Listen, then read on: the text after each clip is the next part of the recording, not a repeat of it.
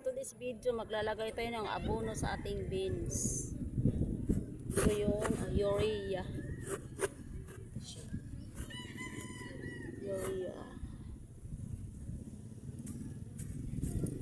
Lagyan natin ng pataba, guys, para gumanda yung tubo niya.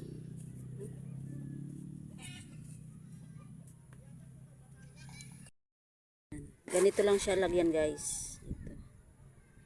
Dito sa gilid. Sa gilid lang siya, hindi din sa puno.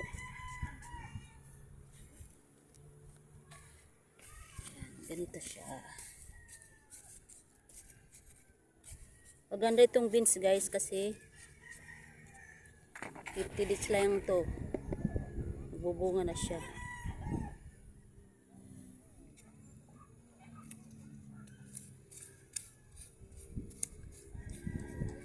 Kasi mahal ang gulay ngayon, kaya tanim tayo.